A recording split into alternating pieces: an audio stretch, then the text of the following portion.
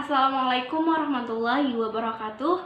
Perkenalkan, nama saya Nurul Laika, perwakilan dari kelompok 2. Kami akan mempresentasikan materi kami tentang penyajian data tabel frekuensi. Kelompok kami antara lain terdiri dari saya sendiri, Nurul Laika, yang kedua Wahyu Ramadhani, dan yang ketiga Isti Munawaroh. Selamat menyaksikan. Pertama, macam-macam penyajian data dalam bentuk tabel.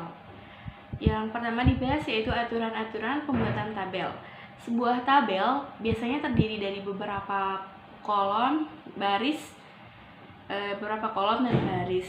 Dalam hal ini, untuk membuat sebuah tabel yang benar diperlukan aturan-aturan, yaitu sebagai berikut. Yang pertama ada judul tabel. Dalam membuat judul tabel harus diperhatikan hal-hal sebagai berikut. Yang pertama adalah harus ditulis di tengah-tengah bagian atas. Yang kedua, diberi nomor agar lebih mudah dalam mencari tabel.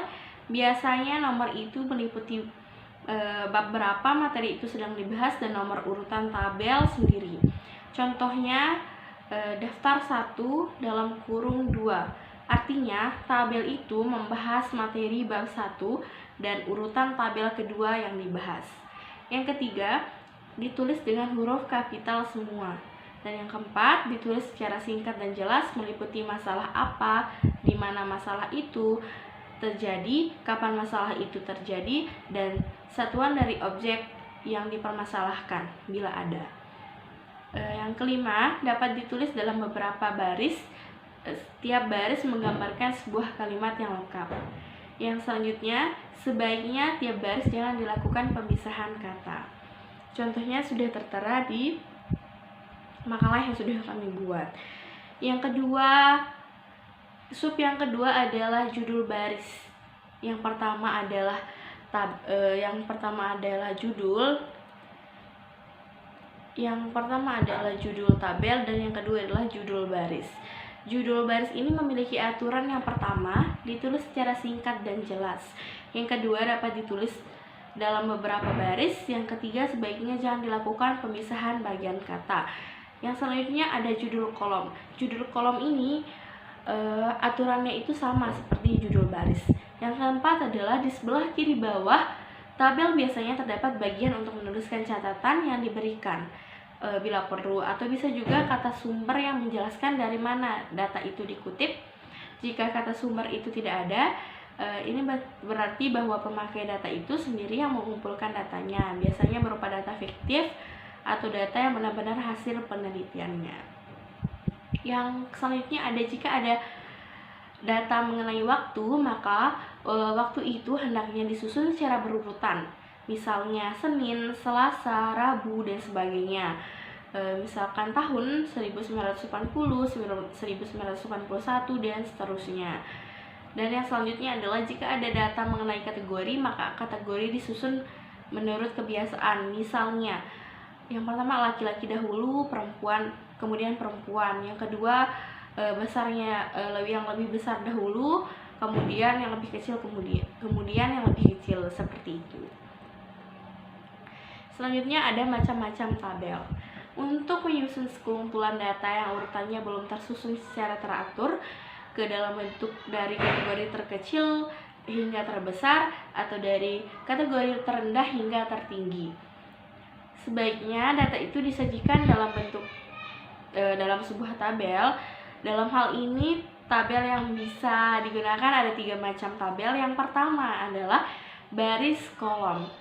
Yang kedua adalah kontingensi, dan yang ketiga adalah distribusi frekuensi. Baris kolom, contohnya bisa teman-teman lihat juga di makalah kami, dan saya akan membacakan saja contoh yang bisa contoh dalam bentuk kata-katanya. Yang pertama itu adalah, berikut ini diberikan data mengenai jumlah lulusan mahasiswa program D2, program D2, S1, D2, dan program D3. Dari 4 jurusan yang ada di FMIPA, sebuah IKIP, selama setahun, dari jurusan pendidikan biologi telah meluluskan 90 orang yang diperinci 15 orang laki-laki, lulusan S1 20 orang perempuan lulusan S1, 10 laki-laki dari lulusan D3, 17 orang perempuan lulusan D3, 10 orang laki-laki lulusan D2, dan 18 orang perempuan lulusan D2.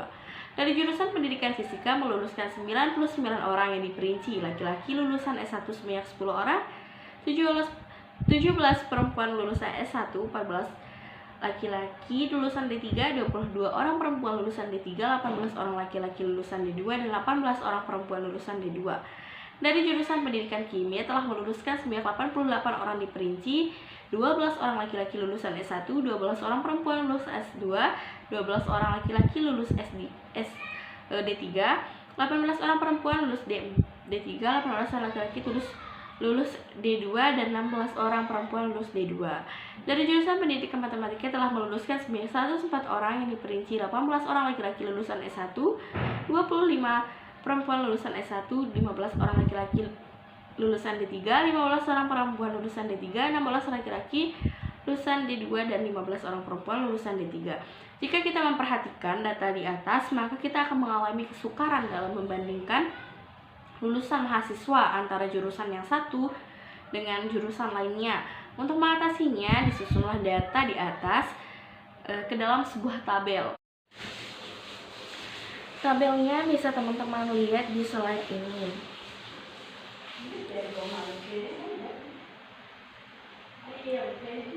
Untuk yang kedua adalah kontingensi. Nah, kontingensi ini sendiri tabelnya juga bisa teman-teman lihat di slide ini, contoh tabelnya. Yang selanjutnya adalah tabel distribusi frekuensi. Tabel distribusi frekuensi ini akan dibahas oleh rekan saya. Baik, saya akan melanjutkan poin selanjutnya, yaitu mengenai tentang tabel distribusi frekuensi. Pengertian dari tabel distribusi frekuensi ini adalah suatu daftar atau tabel yang membagi data dalam beberapa kelas. Tabel distribusi frekuensi ini terdiri dari dua macam. Yang pertama, distribusi frekuensi kategorikal, dan yang kedua itu adalah distribusi frekuensi numerikal. Yang pertama itu adalah distribusi frekuensi kategorikal. Apa sih frekuensi kategorikal itu? Jadi, frekuensi kategorikal ini adalah distribusi frekuensi yang pembagian kelas-kelasnya berdasarkan atas macam-macam data atau golongan data yang dilakukan secara kualitatif.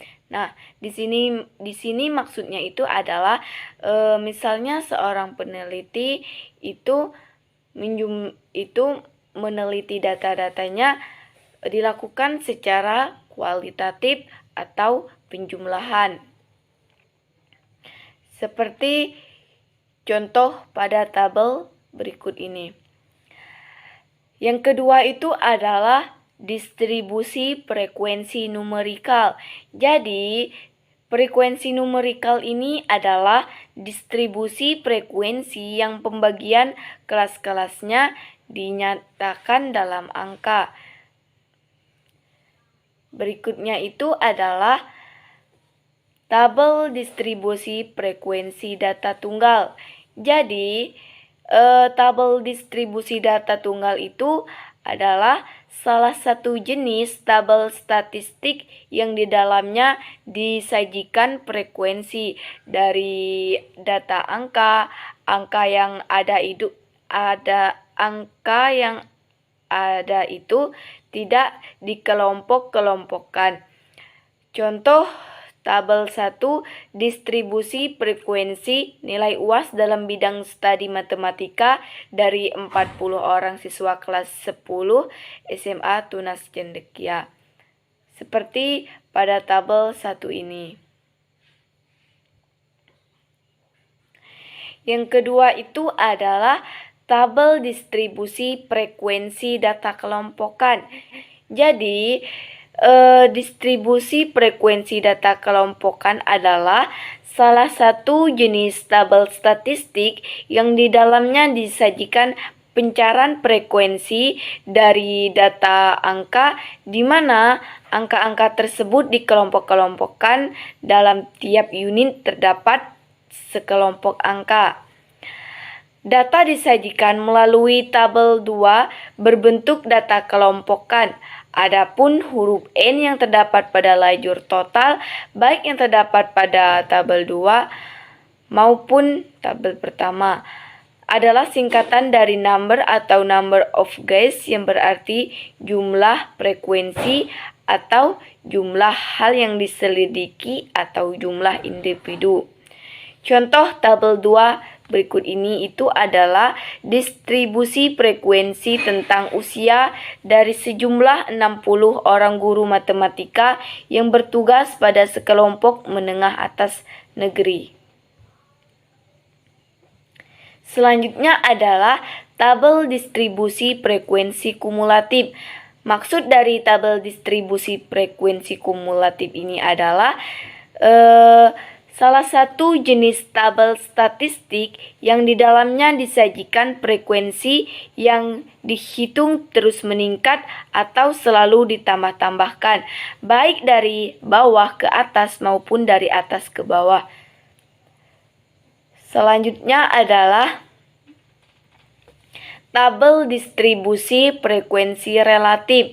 Tabel distribusi frekuensi relatif juga dinamakan tabel persentase.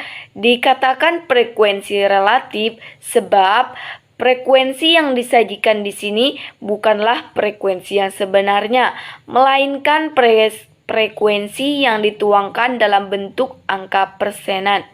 Jadi frekuensi relatif ini bukan frekuensi yang sebenarnya, melainkan nanti ada tercantum angkanya itu dalam bentuk persenan.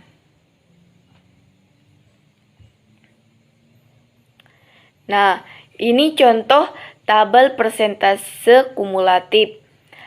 Untuk data tunggal dan tabel 8 untuk data kelompok, penjelasan tentang bagaimana cara memperoleh PKB dan PKA adalah sama seperti penjelasan yang dikemukakan pada tabel 3.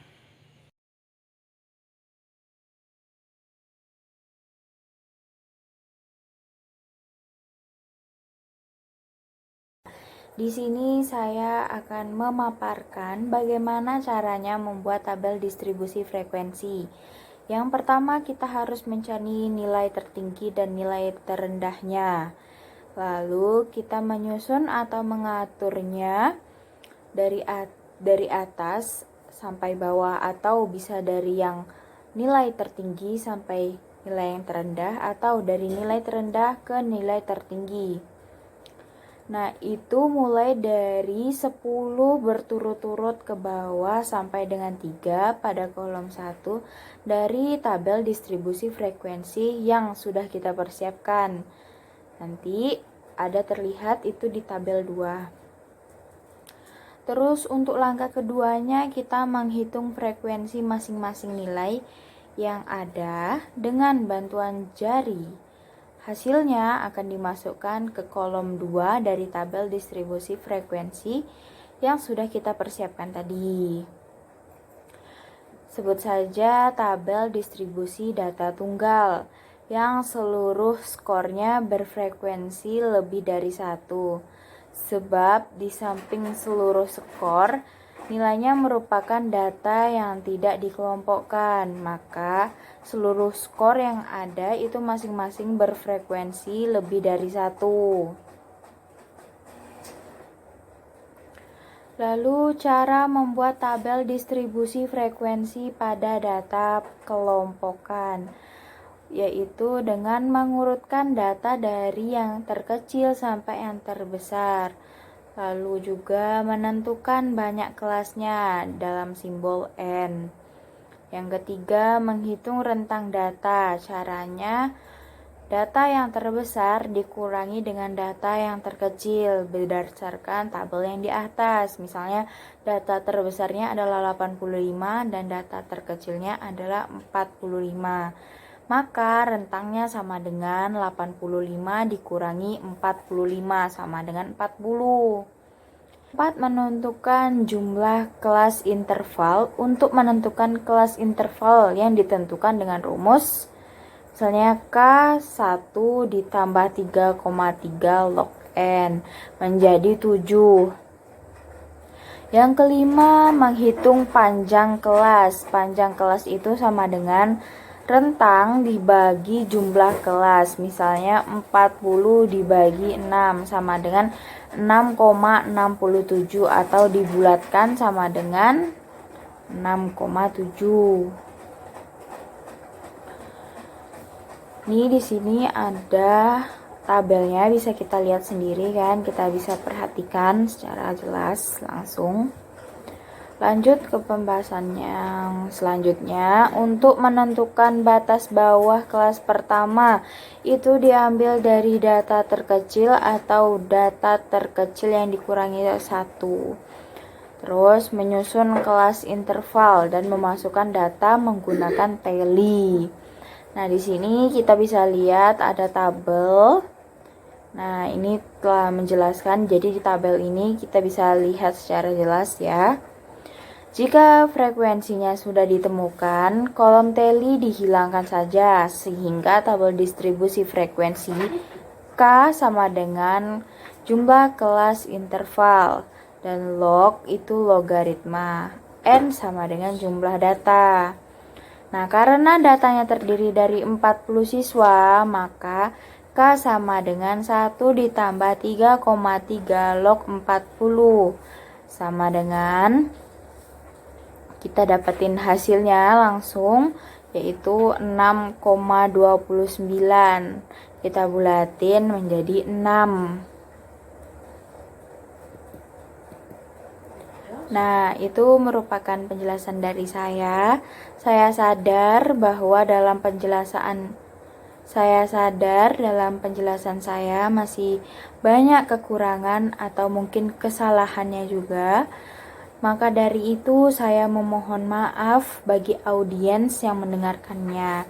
Dan saya membuka saran serta kritikan yang membangun untuk diri saya sendiri supaya di lain hari saya bisa meningkatkan performa saya dan juga bisa menjelaskan beberapa materi dengan jelas dan lengkap.